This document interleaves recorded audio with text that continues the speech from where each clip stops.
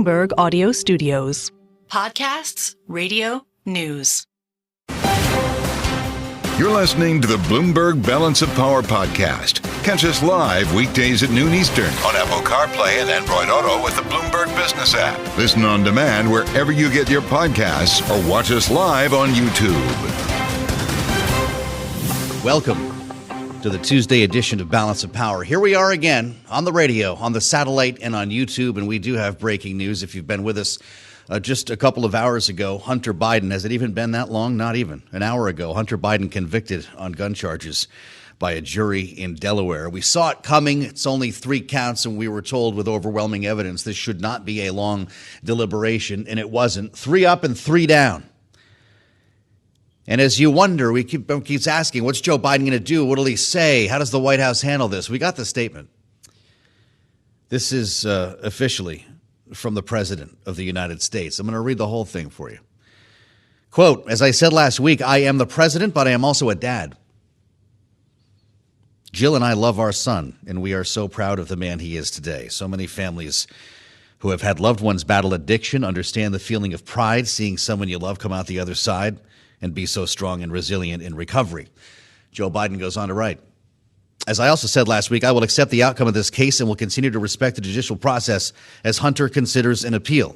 Jill and I will always be there for Hunter and the rest of our family with love and support. Nothing will ever change that, unquote. So that's how he's going to handle it. He will be speaking later today. Questions about whether he might indulge the press with something in person. We'll find out about that. But this is the first statement, the first reaction from the White House. June Grasso has been all over this from the beginning, and she's with us now from New York. Of course, the host of Bloomberg Law. We knew it would be pretty quick here, June. 3 counts guilty. Do we have a sentencing date? What actually happens next procedurally? The judge didn't set a sentencing date yet, but she said it's within usually about 120 days. So that puts it in October, I think. And then we'll find out. I mean, it's not, though he is facing, and we say facing, like the max he could get is 25 years. Mm-hmm. There's also a chance that he could get probation because, and we have to go through the sentencing guidelines to look at, this is like a mathematical calculation that federal prosecutors who do these kinds of cases and defense attorneys know how to do. But there is a chance that he could just get probation according to what I'm seeing because the gun wasn't used in any kind of a crime and he only had it for 11 days. But we'll learn more about that as we go through the guidelines. Well, understood, yeah. It's to your point, 2 of the gun counts carry a prison term as long as 10 years. Another punishable by as many as 5. Brings us to a potential 25-year term. How about fines, though? Would they not be more likely? Well, I think fines would be in order. I think, is it $250,000 for the 2 counts, each of the 2 counts? You're the expert. Yeah. Well, I'm not actually expert on the sentencing guidelines unless I study them. So I think that the fines are pretty high, and yeah, she might do a fine as well. But what's important here is that, despite what Donald Trump has been saying about the justice system, here you have a case where the Biden Justice Department prosecuted the president's son, and there was a guilty verdict, and you're going to have a Trump-appointed judge give the sentence. So it's kind of hard to argue, although I'm sure they will, it's kind of hard to argue that the system is, biased. Right, and this is federal court as opposed to the New York court that Donald Trump was in. Are we going to hear from the Department of Justice? Is there a news conference? Are they treating it that way, June, because of the level of scrutiny that this case is getting? That's an interesting question because it is the special counsel here, and that special counsels have been subject to a lot of criticism.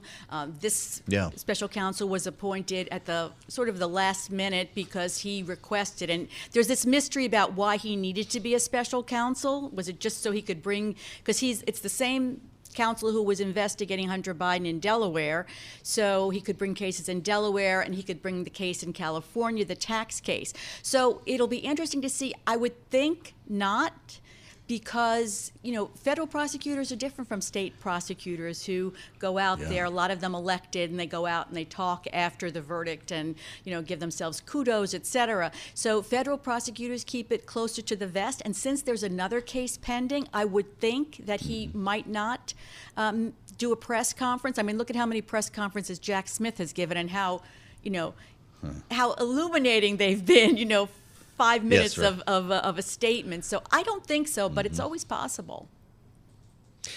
It's really interesting. You've been good at crystallizing this case because as we write, there's been some very sensational and emotional testimony, family members and ex-lovers. You can read about it on the terminal, talking about Hunter's drug-fueled lifestyle when he was in the throes of addiction to crack cocaine.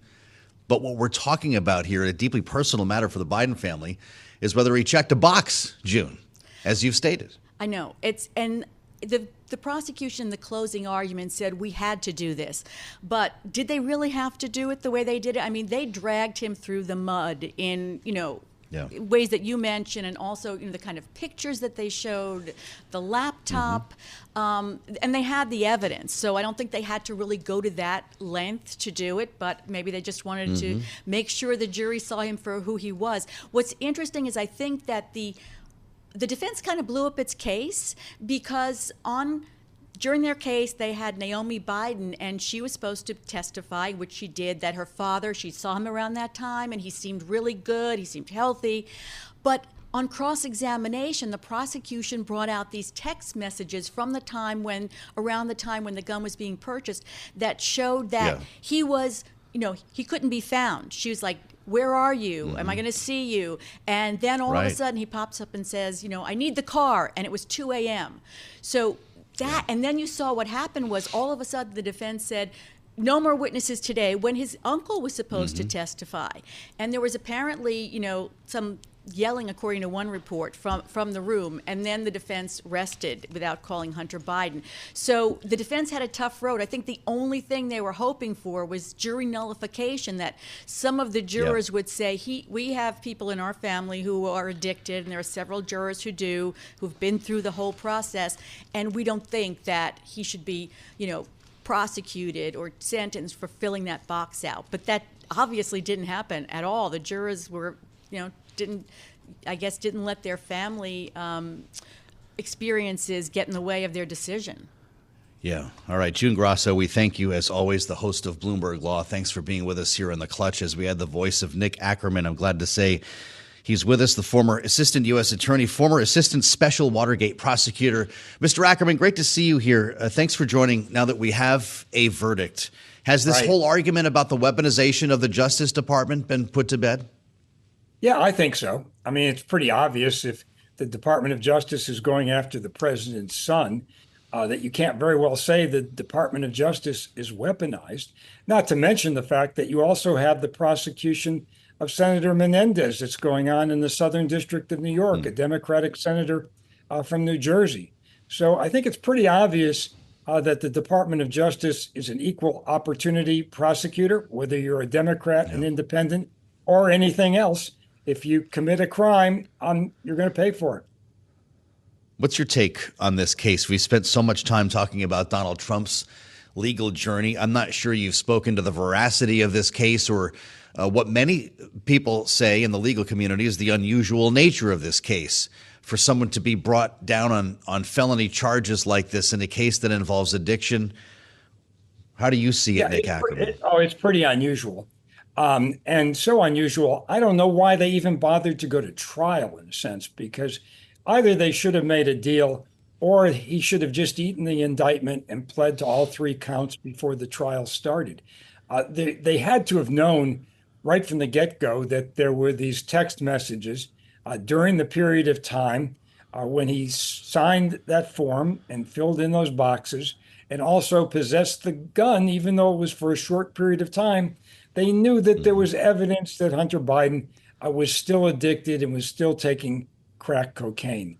So I don't understand for a second why they even bothered to go to trial on this thing, because if he had just pled guilty and decided right from the beginning he was going to eat the indictment, all 3 counts, he would have, at least under the federal sentencing guidelines, gotten 2 points for basically admitting his guilt, which is a big item. And so I think all of this augurs for the other case in California. I just think he has to plead guilty to that as well. He's got to make a deal or plead guilty.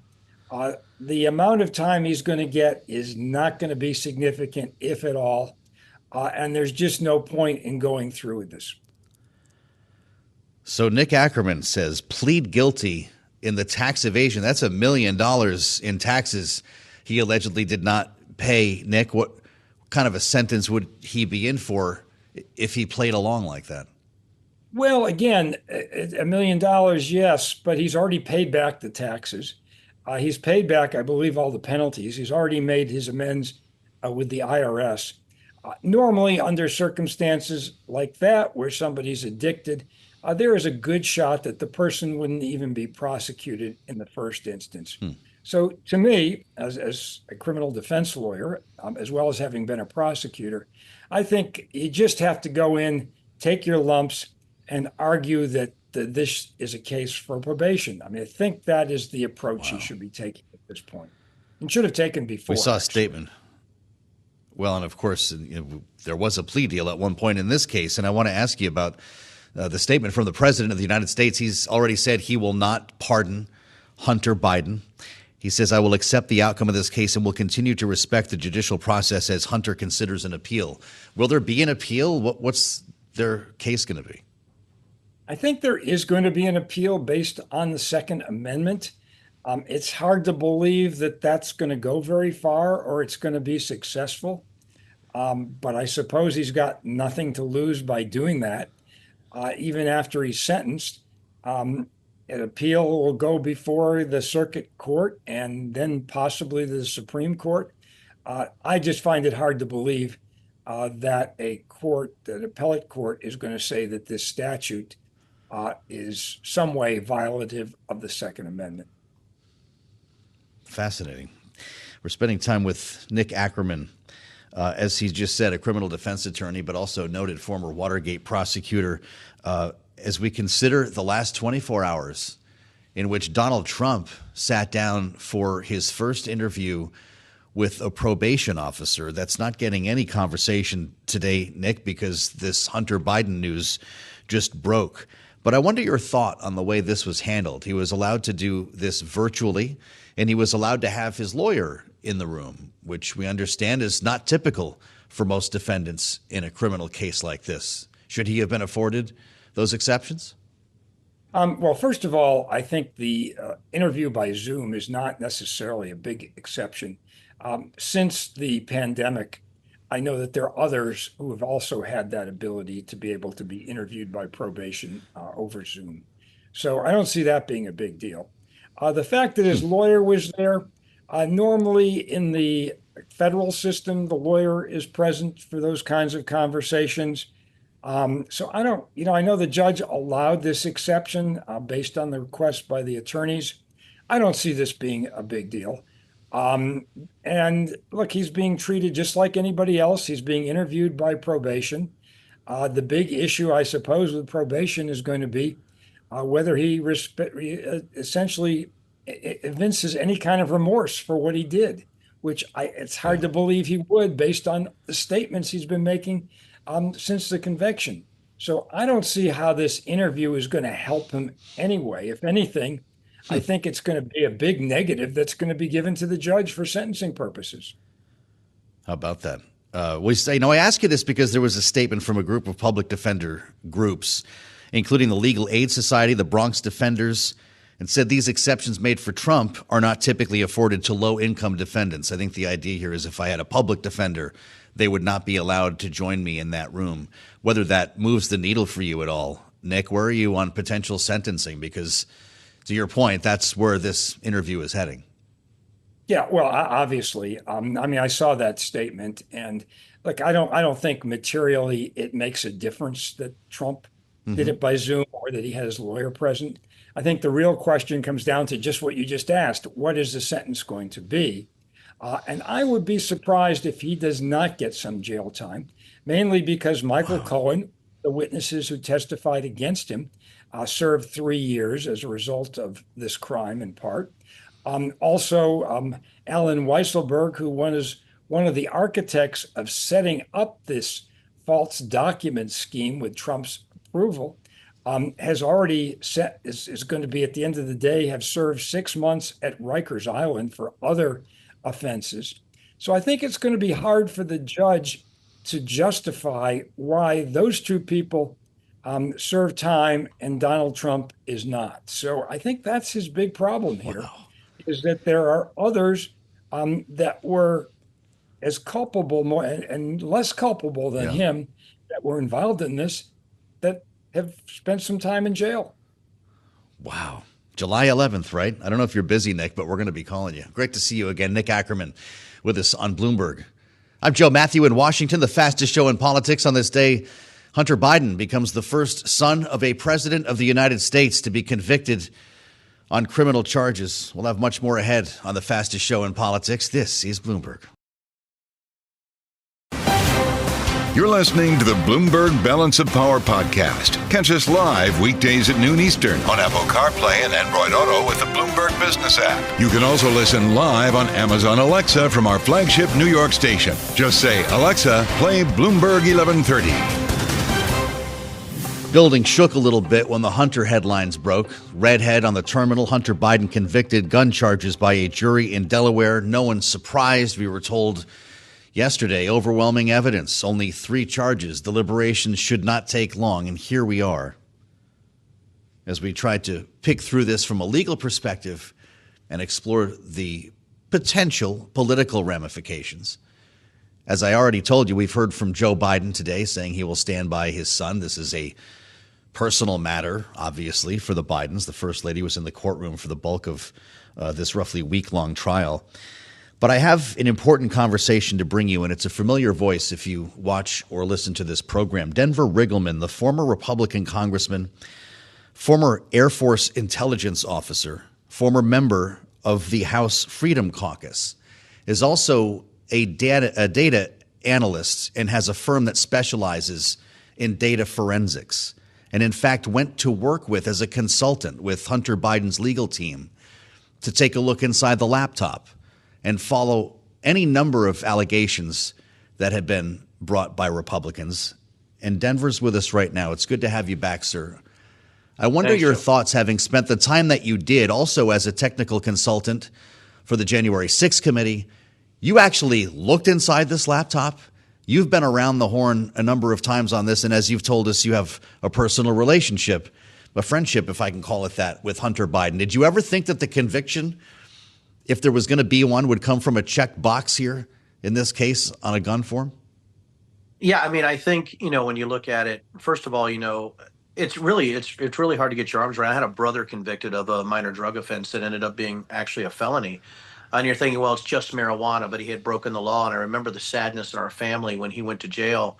And I can't imagine the sadness, that Hunter Biden's family has right now. But when you looked at the evidence and what had happened, regardless of the years that had passed and the effort that Hunter has put into his own life, which is extraordinary, I think when you look at the black and white language of the law, I'm not surprised at the guilty verdict, Joe. It's just not really surprising at all. And when you talk about looking in the laptop, I know it's an incredible question. I actually looked at the data supposedly from the laptop.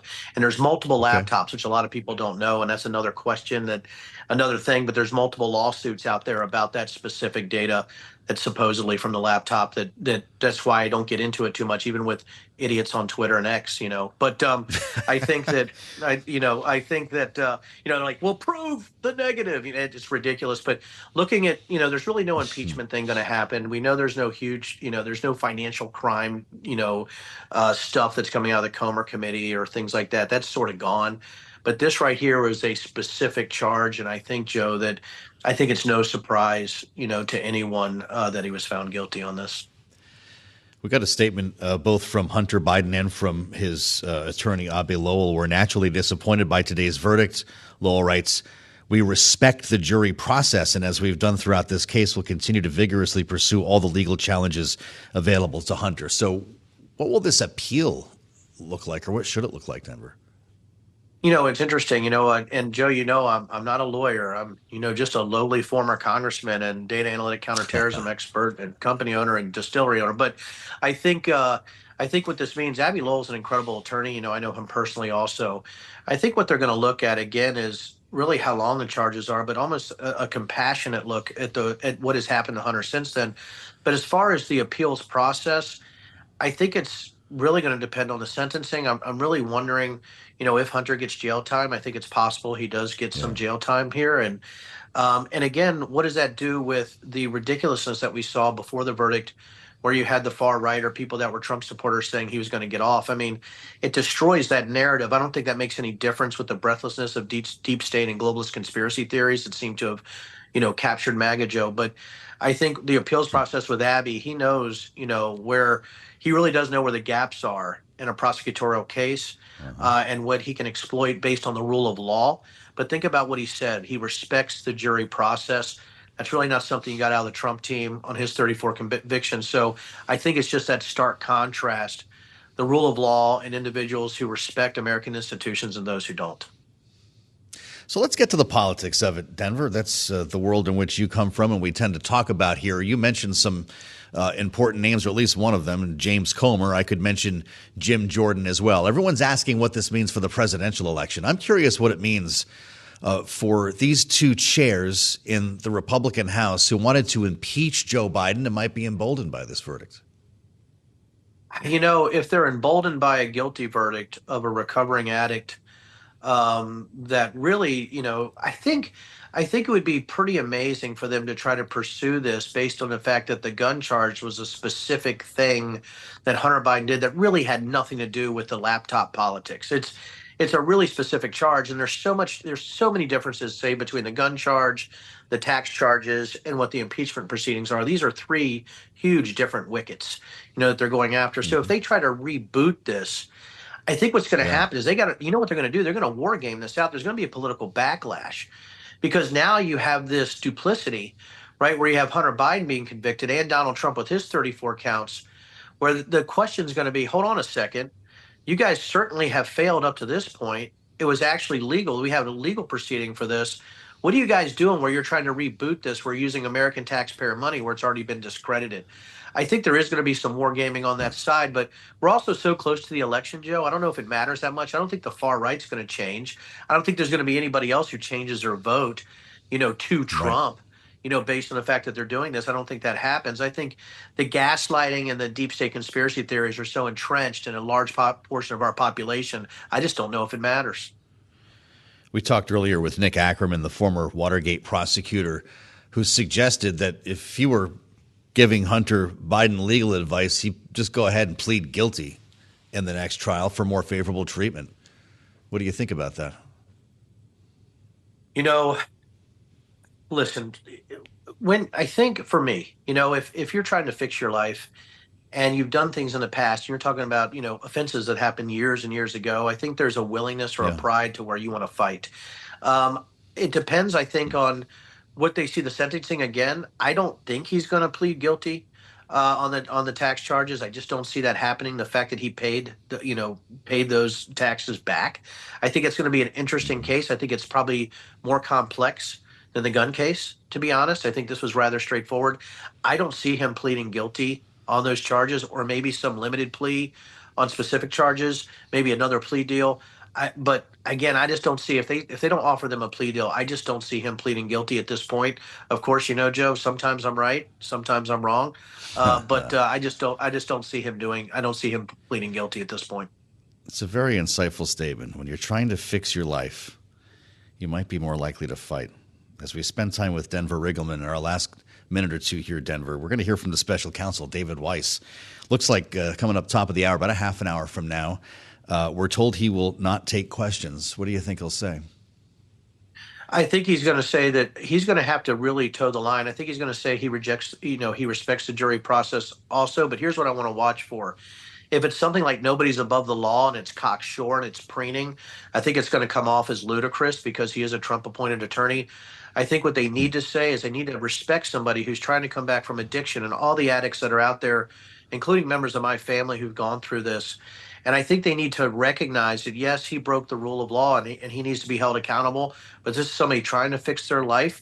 So I would actually hope that David Weiss would go for leniency on sentencing. I don't see that happening, but I think that's the right thing to do. But, right and politics are sometimes mutually exclusive, my friend. And so it could be, so it could be a cocksure preening. We knew we were right the whole time, but my guess is it won't be, because I think it comes off as gratuitous if he does that. Well, you and I both know that everyone's family is exposed to this somehow. I refuse to believe that any family is spared this experience when it comes to addiction. I have less than a minute. Is the weaponization argument over? Oh, no. No. I mean, no. I mean, I still think it should be over if you're sane and you have any rational thought in your pea brain, right? But I think that, honestly, I think they're going to try to find another way to slant angle this on the far right and Trump supporters. And now it's going to be always going to get out of jail time. I don't think he does, but we'll see. I hope he does. But I don't think it's really going to change the weaponization argument at all from the far right. I think they're so embedded in it and they really have no way to get out of it that they're going to try to continue it in some ridiculous conspiracy infested way. I told you I was going to bring you a different conversation, and that's always what it is with Denver Riggleman. It's great to have you back, and I appreciate your personal insights today, Denver. You can't talk about this without feeling some level of personal impact, knowing that this is a story of addiction. It's a story of personal behavior. It's a very messy story here, if you want to read about it on the terminal, and one that the Biden family was obviously struggling with for the last week. You're listening to the Bloomberg Balance of Power podcast. Catch us live weekdays at noon Eastern on Apple CarPlay and Android Auto with the Bloomberg Business app. Listen on demand wherever you get your podcasts or watch us live on YouTube. All of our attention here in Washington has been in Wilmington, Delaware today, where we got the verdict from the jury, 12 peers finding Hunter Biden guilty of 3 different crimes. It's worth pointing out, Joe, that those 3 crimes combined could carry a maximum sentence of 25 years in prison. Although that sentencing has not happened yet. The judge did not set a date for that today. Yeah, the fact that we don't have a sentencing date is interesting because obviously we're just trying to get a sense of what that could mean and whether there's going to be an appeal based on the statement from Abe Lowell that it looks like there will be one. It's just a question of what form that appeal takes. And we want to hear about it from Erik Larson, Bloomberg legal reporter, who has gone from one courthouse in Lower Manhattan covering Donald Trump's trial to one in Wilmington with Hunter Biden, and back with us from world headquarters in New York. Erik, it's great to see you here. The next phase would be sentencing. How long will we wait? Well, the judge ended the hearing today without giving any indication other than to say that normally in most cases it would be about 120 days out. That's what the judge said. That would put his sentencing in October, which of course would be just about a month before the election. So it's unclear what the parties will argue. Hunter Biden could argue for later sentencing, suggesting that it could go after the election, or make some other arguments for a delay, or prosecutors could try to have it happen sooner just to get it out of the way. Well, and how would that timeline and potentially the appeal process, if the defense does indeed pursue that, interact with the separate trial that he is facing in California in September on tax charges? Could failure to wrap up this case entirely be justification for a delay in that case potentially? It's possible, but that could also go the other way. Prosecutors could argue to have a sentencing happen faster, to get it wrapped up before the next trial begins. It's kind of a similar argument in discussions that we've had around Trump with his 4 competing criminal cases. And of course, most of those did end up getting delayed, but we do have sentencing happening anyway in that first Trump case. So these will happen, eventually will happen. But this September trial is really going to be a huge threat to Biden, I think much more significant than this gun case. So they're going to have a lot of preparation getting ready for that one. Erik, we're waiting to hear from the special counsel. David Weiss will be holding forth soon from Wilmington. Less than a year ago, he was on Capitol Hill in a closed-door hearing with lawmakers, professing to the level of authority that he had in this case to bring charges. Republicans were concerned that there was interference in this case. He made clear there was not. What's he going to say today? I think he's going to make a very strong case for his independence. He's going to point out that he's going to say that he wasn't being told what to do in any way. Of course, Trump and his allies insist that Joe Biden has been pulling the strings behind the scenes here. The special counsel is going to insist on the independence. In fact, that's the whole point of a special counsel. That's why Merrick Garland appointed him, was to get rid of any suggestion of involvement by the White House. Well, Erik, it'll be interesting to hear the special counsel speak to the nature of these charges as well that he was found guilty of, considering we've heard repeatedly that it's a bit abnormal for a case like this to be going into court. This question around lying on the forms when purchasing a gun we have heard usually wouldn't have been prosecuted in this way, a case pursued this heavily. Can you just provide some context here as to how unusual this is? Well, I think arguments can be made on both sides there. Perhaps it's possible that individuals who are caught lying on a form like this may not be charged. But in a case as high profile as this, when you have a defendant who is being investigated so deeply, it's difficult for a prosecutor or an investigator to uncover significant wrongdoing and then just not charge it. I mean, that would have played into the allegation that Hunter Biden was receiving special treatment. We did see that there was this plea agreement that was reached. Of course, that all fell apart because largely, the judge questioned whether or not Hunter Biden should be free from any future prosecution, basically saying that the deal was too sweet for Hunter Biden, and sort of played into the Republican criticisms there. So, clearly the jury agreed here. Whether or not every single case like this would have been brought, it was put before a jury, and they deliberated for just 3 hours before deciding that the government was correct and that Hunter Biden had broken this law. Yeah, the whole thing did happen relatively quickly. Bloomberg legal reporter Erik Larson, thank you so much for joining us, helping us break things down. We want to get some more reaction now from Nicole Brenecki. She is a partner at Jodré Brenecki and is joining us now from New York. Nicole, welcome to Balance of Power on Bloomberg TV and radio. We were just speaking with Erik there about the relatively unclear timeline as to when sentencing could actually happen. But do you expect that Hunter Biden will serve at least some time in prison for these crimes he was found guilty of? Good afternoon. Thank you for having me. I honestly do not expect that he will serve any time, and this has nothing to do with him being a public figure. Sentencing in federal courts is a process. It's a mechanical process that requires practically going down a checklist of many factors. You have to see if there's factors that are aggravating, factors that are mitigating. He potentially... Right now, he's accused of these tax crimes as well. That has not been resolved. So the issue of whether there will be any priors to consider is still open. But there's other factors as well, whether the crime was violent, whether there were any victims that had to be made whole. As we know, this is not really applicable here. So I don't think that this will result in incarceration, but we will obviously see what will happen depending on the outcome of the other case and how quickly this will go. Nicole, as we wait to hear from the special counsel in this case, he's going to be speaking from the podium in Wilmington shortly here.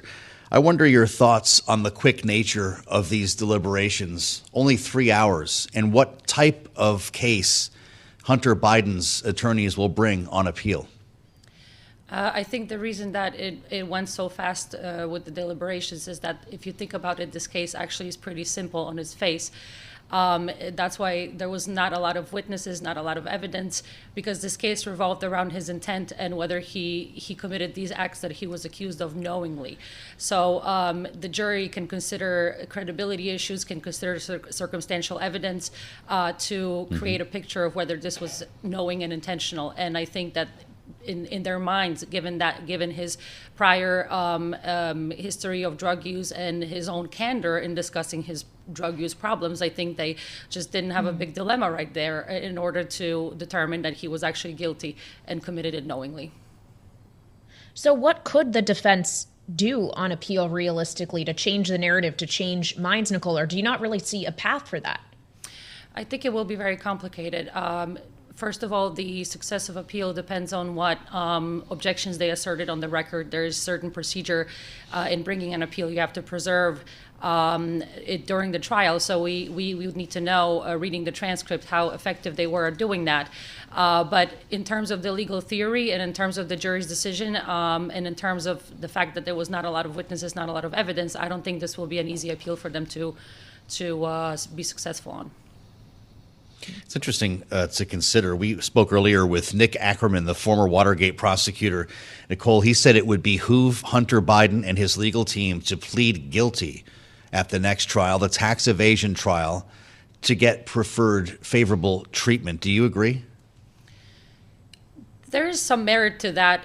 It really depends on the evidence in the other case, but I think it's also pretty straightforward. I don't think he has a lot of defense, so it would be better to just get it out there and be proactive about finalizing these cases instead of dragging them to trial. If the evidence is overwhelming and if your chances are slim to none at prevailing, so they have to have a honest discussion and see what's the best course of proceeding, but I think that a guilty plea would make a lot of sense.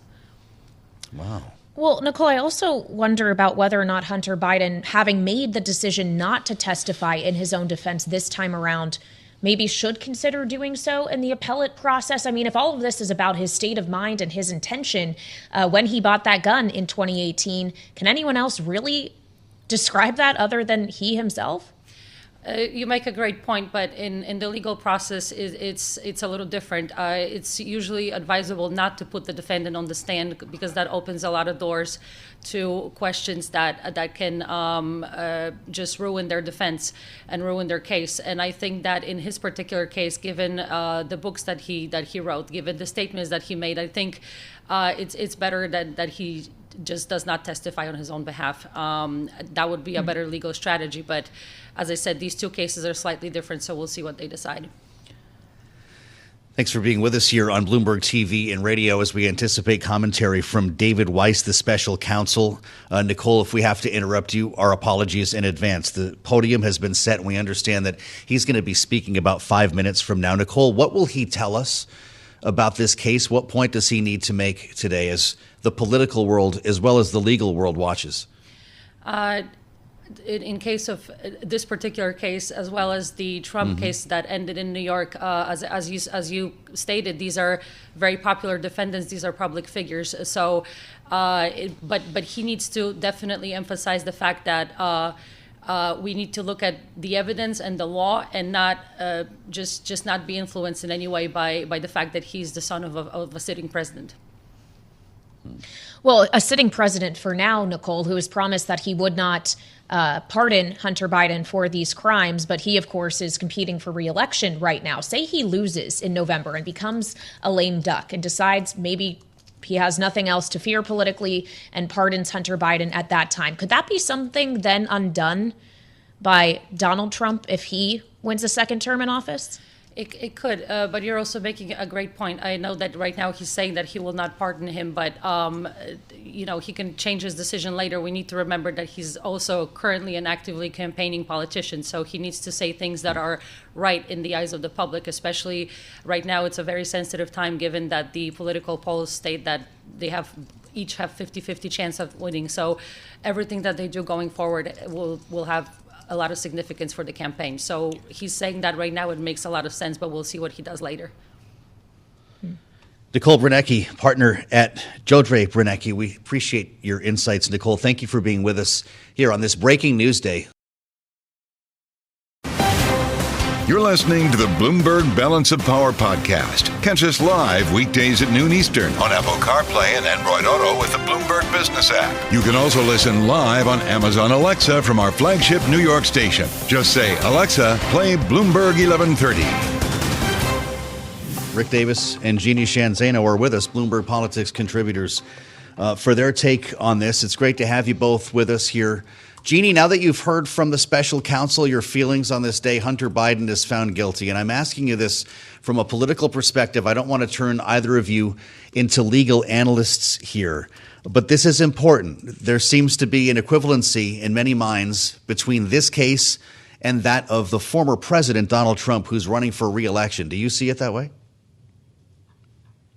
To a certain extent, I mean, we are hearing that. I will tell you what comes top of mind for me amidst all of this stunning news that we've had in the last couple of weeks, but certainly today, is really the fact that, you know, the Trump campaign is having sort of machinations going on behind the scenes as to how they're going to respond to this. And I think this is important to underscore. He's been empathetic in the last week to this issue of addiction. We just heard the special counsel say this case wasn't about addiction. It was about lying on a form.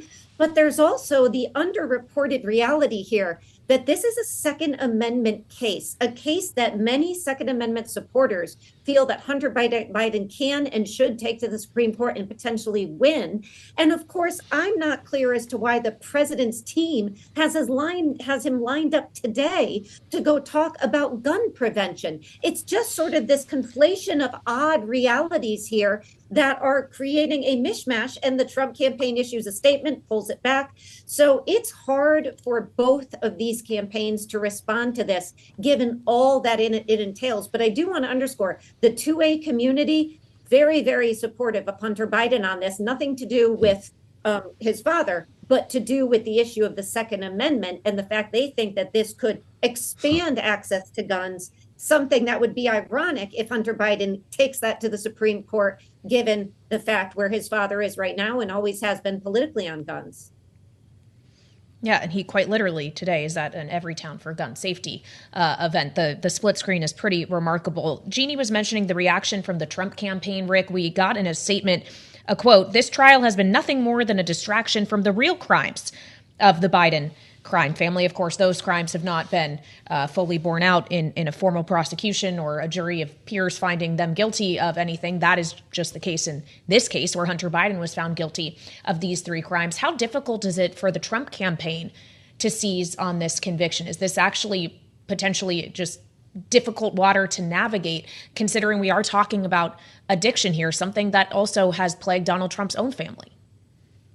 That's right. I'm glad you mentioned that, Kailey, because, you know, a lot of people don't realize that Donald Trump's brother, Fred Jr., died of alcohol addiction. And it's a issue that he doesn't talk openly about, but did, you know, after becoming president.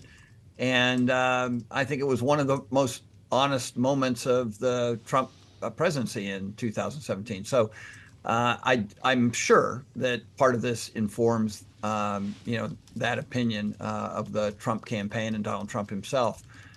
That being said, if they thought this could be exploited to hurt Joe Biden, I think they would. And I think that's why they're being cautious, because I don't think they see an opening in the exploitation. I'm sure they pulled it. I'm sure Tony Fabrizio is sitting in there saying, be careful, guys. Yeah, this is likely to blow back on you if you go after the sins of the son. And frankly, the Judiciary Committee under Jim Jordan has failed miserably at trying to connect the two and create a impeachment process for Joe Biden. So as you point out, nobody's been able to find the goods on the Biden crime family. And so I think this was a head nod in that direction, but I don't think it goes very far from here. As we're talking politics here, Jeannie, and I know this stuff is very deeply personal for a lot of families, many of whom we're hearing from on social media, who can relate with the Bidens today. Is there an empathy vote? Is that part of this for the Biden campaign? There could be. We haven't seen that show up in the polls yet. Of course, we're just an hour or two out of the conviction, so we may see that. But I'm reminded about the 2020 debate when one of the most important statements that Joe Biden made, the most remembered, if you will, after the debate, was the fact that he said, "I love my son," when it was brought up, and I support him, and he's struggling with addiction. That was something a lot of voters looked at him and said, we feel your pain, so to speak. We understand, because so many of us, including, as Rick just mentioned, the former president, have dealt with this issue. One other thing we should keep in mind as we think of the politics, and you were just talking to Nicole about this prior to the special counsel statement, was on this issue of the pardon. The president said, "I will not pardon my son." What he hasn't said, as far as I know, and I'm curious for one of the great Bloomberg reporters to ask, does that include commuting a sentence? Because he can pardon, he can also commute. And depending on what happens in the sentencing phase in this and or the tax case, would he consider commuting that sentence? I don't think he would, and I don't think he should, but he hasn't, as far as I know, gone on the record of the difference between the pardon and the commutation, and he could constitutionally do both. It's an excellent point, Jeannie. I wonder if that is a question he may end up being asked in a presidential debate in this cycle, keeping in mind that the first one is just 16 days away, scheduled for June 27th in Atlanta, Rick. And as we consider what the tenor of that debate may be like, how these various legal troubles plaguing both the Biden family through Hunter Biden and Donald Trump through his myriad legal cases that he is facing may come up, does this conviction today take away a talking point from Donald Trump about the weaponization of a justice system, considering that very same system just convicted the son of a president? Yeah, he has to be careful. It's not an easy attack now, because the parry on this by Biden could be very powerful. Could be that, if there was any political manipulation at the Justice Department, wouldn't I have done it for my own son? That could be a big moment in the debate. And so I think Donald Trump has to be extraordinarily cautious, and even because he's got sentencing after that. And so the last thing you want to do is use a national debate to work the judge in this case, in a way that is going to have the judge basically say, look, obviously there's no remorse for Donald Trump. Let's put him in the Hooskow. Rikers Island is not a bad place to spend the weekend. So I think that it's a very treacherous issue for Donald Trump now. It was kind of a free option for the last year. He could say and do pretty much whatever he wanted to. Got a couple of fines for breaking gag orders, which were totally irrelevant. And now it's actually going to potentially hurt himself. And that's when I think you'll see Donald Trump's self-interest come to the fore and probably temper anything he says about these legal issues. Jeannie, I want you to go a little bit further down the road. You were just driving here. Whether it's a commutation or a pardon, if Joe Biden changes his mind, how does that play publicly here? If we're looking at what appears to be a benign reading on the campaign trail now, what would an action like that mean? Very, very tough for Joe Biden, because, of course, he has publicly said he won't pardon. He would have to go back on his word, and that never, sort of sits well with people, because it's considered a lie. Now, he could try to explain it away. This is my son. But that would play right into the hands of this two-tier justice system that the Republicans keep talking about. And of course, if we go further down the line, imagine if Donald Trump wins and Joe Biden is a lame duck. Does, legacy reasons he may care, but otherwise he may say, I am going to make a really tough sort of Sophie's choice, if you will, between my duties as a parent and my love for my son and my duties as the president of the United States. Now that I'm a lame duck, I'm going to think about seriously pardoning or commuting.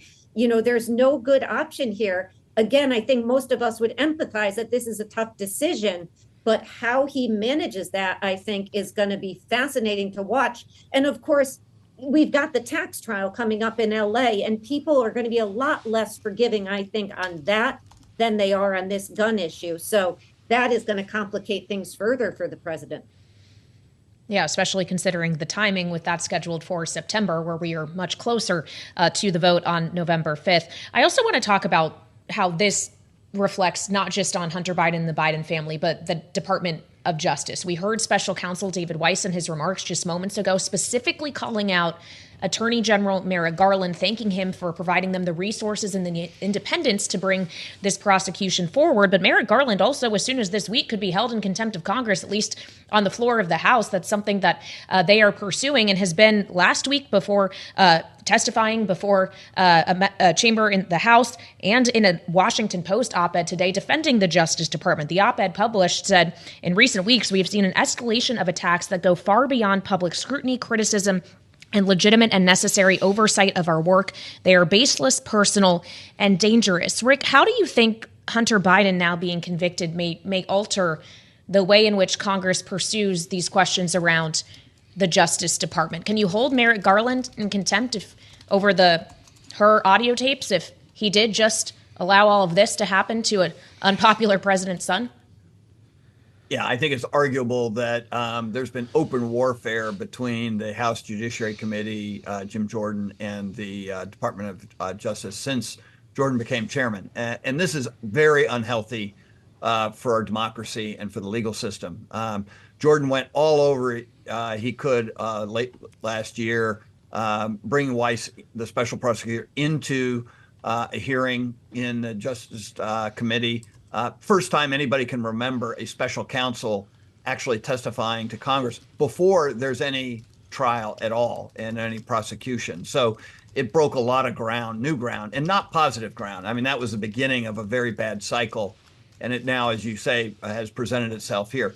I think this verdict completely undermines Jim Jordan's entire premise, which is the Department of Justice is cooking the books for Hunter Biden and in reverse going after actively prosecuting Donald Trump. So right now, I think it makes Jordan look bad. I think it undermines the ability to go after a subpoena. I think there'll be Republicans who say, why are we talking about this? This is not something that we want to go into the election year to discuss. This is fundamentally the problem with the right wing of the Republican Party. They want to go down swinging, even if that means losing. And the vast majority of Republicans in the House want to be in the majority next year and continue to make policy changes they think are important. So this is as much a conflict within the Republican caucus as it is in between the Department of Justice and Jim Jordan. Isn't that type of overreach, Jeannie, the best thing that could happen to the Biden campaign? It is. It's one of the best things that could happen to them. But I'm listening to Rick and I'm agreeing with him personally. But then I'm thinking back to what Jim Comer said when the conviction came out. And he's the chair of the Oversight and Accountability Committee. And what did he say? You hear them saying that the DOJ tried to give Biden a sweetheart plea deal that was smoked out by a federal judge. Today is a step forward in accountability, he says. But until the DOJ investigates everyone involved in the corrupt, family, I can't remember the exact words, Biden family, that generated like almost $20 million, according to his account, then the DOJ is going to continue to be in the pocket, so to speak, for the big guy, Joe Biden.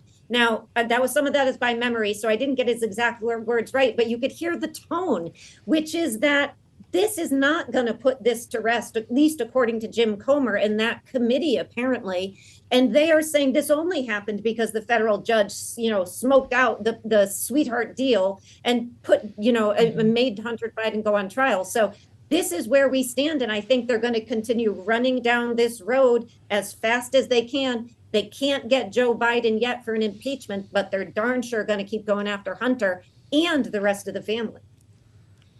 Yeah, it's great to point out that statement from Chairman Comer. Certainly, we've seen a lot of statements flying thick and fast today, including the statement that we got from the president. But Jeannie, do we also need to actually hear from him on this, not in written form? Should he say something to address cameras, address the media? We just got an update and guidance from the White House. He's going to go to Wilmington this afternoon after his remarks here in Washington at that Everytown event. He'll be in Wilmington, Delaware, presumably going to the side of his son. Does he need to say much more?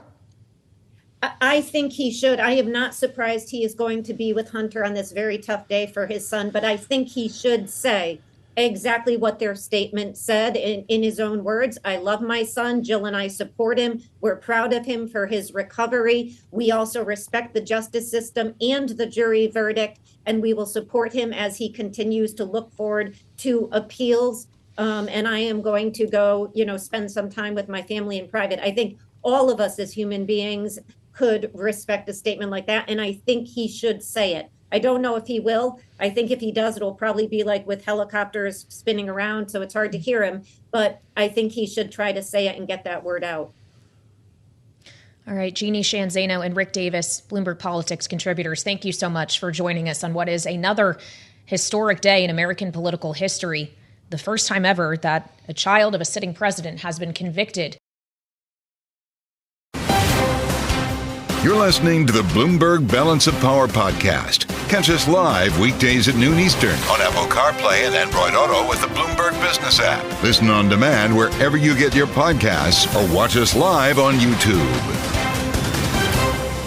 Here on Bloomberg TV and radio, it's been spending a lot of time on the Hunter Biden verdict, as we promised you that we would. But Kailey, we also have to turn our attention to this very slowly developing story in Israel. Antony Blinken on his 8th trip now to the Middle East, and of course a wait on what's going to happen with a potential ceasefire that the Biden White House rolled out some time ago now.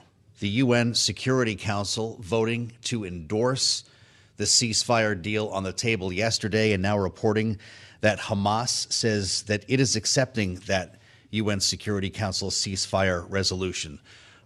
Antony Blinken met with Benjamin Netanyahu to talk about this. Here's what he had to say. I met with Prime Minister Netanyahu last night, and he reaffirmed his commitment to the proposal. Everyone's vote is in, except for one vote, and that's Hamas. And that's what we wait for. For more, we turn now to Hadar Susskind. He is Americans for Peace Now president and CEO. As we make sense of what we're hearing from the Secretary of State, from the Israeli Prime Minister, and from Hamas itself, Hadar, it does feel like the messages are running potentially into some conflict here. As Blinken says, yes, Israel is behind this. Netanyahu has reaffirmed this, but Netanyahu and his government also reaffirmed that they want to see Hamas entirely destroyed, and a ceasefire agreement would potentially make that difficult to accomplish. And for Hamas saying that it does support the UN ceasefire resolution, we haven't seen all of the parties come out and say the ceasefire begins. So what is your understanding of what exactly is happening here? Well, Kailey, I think what we're seeing is both the Netanyahu government and the Hamas leadership want to be seen by the US, by the UN, globally, as saying yes to this. They want to be seen as the party that is moving toward peace. At the same time, while Netanyahu just reaffirmed it and Hamas has now welcomed the UN resolution, neither one has said, okay, let's sit down. Let's start talking. Let's implement the ceasefire.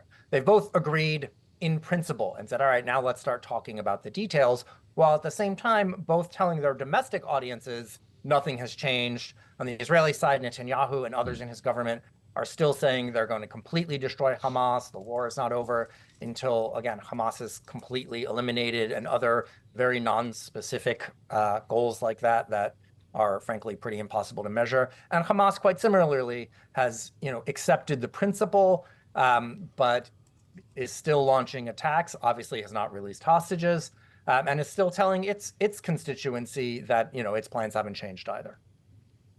So bring us to a finer point here, Hadar. We all saw the president roll out a fairly detailed 3-phased plan that seemed to be something everybody had their eyes on here. But your point is a good one. Once all the parties sit down, they have to hammer out the fine print. What will be the sticking points when that happens? Well, there's really one big one, right? The president's plan that he proposed, which again was presented as an Israeli proposal, not the president's proposal himself, said a 6-week ceasefire during which certain hostages would be released and negotiations would start for a long-term ceasefire, for a cessation of hostilities, actually, not just a ceasefire. And the president said, if after those 6 weeks, everything has not been finalized yet, but negotiations are ongoing, then that the ceasefire would hold. And the real difference, the break point here, is this insistence by Netanyahu that they will not end the war until Hamas is completely eliminated. And Hamas's, of course, insistence that they are not going to disappear. So that's the difference. The 6 weeks can be worked out, even the hostage release and the prisoner exchange, because part of this is, of course, Palestinian prisoners who are held in Israeli prisons being released.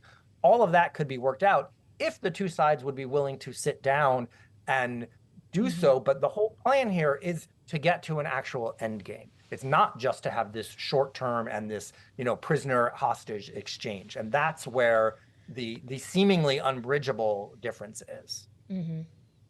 Well, it seemed it was unbridgeable even inside the Israeli government, because it was a disagreement over what exactly the end game should be that drove Benny Gantz out of the government, out of the war cabinet. He was unhappy with the prime minister not meeting his demands. What influence do you think that departure ultimately has on how this moves forward, Hadar? Well, Gantz and his folks leaving still leaves Netanyahu with a 64-seat majority in the 120-seat Knesset. So it doesn't change anything immediately in terms of going to new elections. But it's one more sort of push, one more data point, because ultimately what we're going to need is to get to this agreement is a call for new elections and a new government. There is no way that this government, with not only Netanyahu, but the parties led by Ben-Gvir and Smotrich, those two in particular, will absolutely never agree to any kind of agreement. They've been quite clear on that. Now, the opposition parties led by Yair Lapid, Yair Golan, and others have said that should Netanyahu move forward with this agreement, they would support his government from the outside, not as members, to implement the agreement. But that would mean that sort of starts the clock ticking on the process of moving toward new elections. And the thing that is maybe the most interesting thing that came up this week is there's a lot of talk now that Netanyahu himself may be getting to the point where he realized he's played out this line. This government, he's dragged it out in all these different ways. He's done all these different things, and he may be ready to start organizing for new elections sooner rather than later. Fascinating. How about the war cabinet, so-called, Hadar? Is Benny Gantz replaced by a hardliner, or does the war cabinet begin to fracture? Well, the only people left in the government are very hardliners. And, Ben-Gvir, who has not had a seat in that war cabinet, has been demanding one. It's one of the things he wants to see happen. Frankly, I don't think it makes a very big difference whether he has that seat or not, because there are now no contrasting voices within the government. So the war cabinet becomes largely irrelevant, frankly, because you did have Gantz and his deputy Eisenkot sitting there with presumably at least some differing views, some moderating views. Now that they're out, the only voices in the government are very hardline. You also really have only one leader in the government with significant military experience, which is Yoav Gallant, the Secretary of Defense. Because again, Smotrich, Ben-Gvir, the religious party leaders, none of those people even served their regular, 3 years of military service, much less were they generals and military leaders. So they've really thinned the bench there within the coalition. Hadar, do you think repeated visits like what we're seeing from the Secretary of State, are actually helpful in all of this? He has been to the Middle East now 8 times since October 7th, and it seems pretty consistently he leaves empty-handed, even though he says things like Netanyahu, when he spoke with him, still reaffirmed his commitments to a ceasefire agreement. Is the U.S. government helping? Well, they're certainly trying to help, and I think that there are benefits to these visits. Remember, they're not solely for the purpose of meeting with Netanyahu or Israeli leaders. I met with Palestinian leaders, Jordanians, many others as well, and it's part of patching together, the necessary coalition to have the political backing to move this forward. Look, I think the U.S. government can and should do more, and can and should take a stronger position vis-a-vis the Israeli government. But what's sure is that this is not moving forward without that significant push from the Americans. And so having Secretary Blinken there, President Biden has been himself, so many of our other leaders, Burns, Jake Sherman, and others have been there, I think is important in trying to move these conversations forward. The question is, what's going to be the ultimate push, the ultimate declaration that nudges Netanyahu across the line? Because we can talk and talk and talk, and what we've seen now is many months of talking about ceasefires, talking about process, talking about different opportunities and different deals. But at the end, there's a binary decision, right? Yes or no. Is there a ceasefire? And whatever it is, we haven't gotten to that point yet. And I think the next big question or the next big moment out there is, of course, we have Netanyahu scheduled to come here to Washington on July 24th now. And we'll see what the situation is, on that day. We're going to be calling you for insights, I think. Hadar Susskind, it's great to have you back, Hadar. Americans for Peace Now, President and CEO. A story that we'll keep tabs on here on Bloomberg TV and radio. It's worth mentioning, Kailey, because we spent so much time, and you actually made tracks to Baltimore when it happened. The Francis Scott Key Bridge collapse, the deadly collapse, and a major milestone in the cleanup here as Baltimore's main shipping channel finally reopens. Yeah, reopened yesterday, which is pretty remarkable. And it's actually something we had the chance to speak to Maryland Governor Wes Moore about a few weeks ago on May 30th, including the economic ramifications the collapse had for the state of Maryland and when he can confidently say things would get back to normal. We saw during the month of April where there was a real concern about where unemployment rate for the state of Maryland was going to go for the month of April. And we're proud that because we were able to work with the private sector, work with our partners and all of our port partners, that not only for the month of April has Maryland continued to have amongst the lowest unemployment rates in the entire country, we actually gained thousands of jobs during that same time period and watched labor participation actually increase during the month of April. So I could not be more proud of the response of this state. We've got a long road to go, and I will not stop until we have a new bridge, a new Francis Scott Key Bridge built and overlooking the skyline of Baltimore. But the speed of this recovery really has been a marvel, and it's really been because we've had a coordinated effort in getting it done. Well, you do have a lot to be proud of, Governor, and the heroic actions of the public safety officials in Baltimore and the state of Maryland, including the divers who have been risking their lives to comb the bottom of the floor of the port. Remarkable stories to tell. But then it becomes a question about money, and we've talked about this before on Bloomberg. In fact, we had a conversation earlier with Republican Congressman Patrick McHenry, chairs the House Financial Services Committee, and we asked him directly about the chances for a supplemental budget to rebuild the bridge passing this Congress. And he talked about offsets that would be needed, other budget cuts, suggesting that we're spending too much. What are you hearing from leaders in the House about that, making that happen to rebuild the bridge? You know, I've been incredibly encouraged by the amount of bipartisan support that we've received. People from not just the Democratic side of the House, but also people from Chair Womack and Chair Cole from Oklahoma and from Arkansas and Oklahoma, respectively. People who have said, we understand the importance of getting this bridge rebuilt because it's a core artery for the Port of Baltimore, which is indispensable to the American economy. And what we're asking for, the 100% cost share, is not saying, oh, the American people are going to pay for it. I'm very confident that the American people will be made whole. When you look at everything from insurance to potential pending litigation, Lloyd's of London has indicated this is going to be the most expensive maritime tragedy in our nation's history. So the American people will be made whole. The reason our ask for the 100% cost share is essentially bridge financing. It's saying that while we're going through the process of a potential litigation, which we know could take years, we've got to get moving. We've got to get building, because my commitment to the people of my state and the people of this country, frankly, is that we are going to build this thing on time and on budget and effectively, and we're going to get the Port of Baltimore going again because it's important to the larger supply chain of our nation. But we've got to get moving. That's the importance of the bipartisan support for the 100% cost share, and we've been incredibly heartened by the amount of by the encouraging words and supports that we've received from members from both sides of the aisle on this issue. Maryland Governor Wes Moore talking with us last month about today's development now. This week, at least, the Port of Baltimore's main shipping channel fully reopened. Thanks for listening to the Balance of Power podcast. Make sure to subscribe if you haven't already at Apple, Spotify, or wherever you get your podcasts.